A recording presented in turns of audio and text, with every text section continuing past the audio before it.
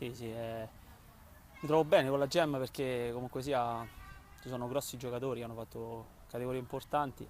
Sono onorato che mi hanno chiamato a me, insomma, e mi danno un sacco di importanza in mezzo al campo, quindi io sono contentissimo.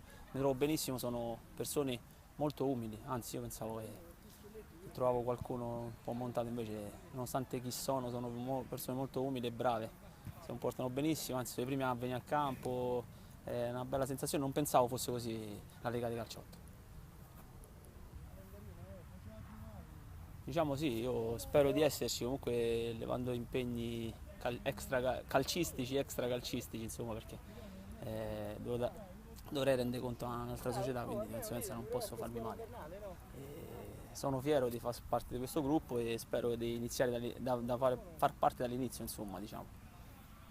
Grazie a Tommaso Camboni. Niente.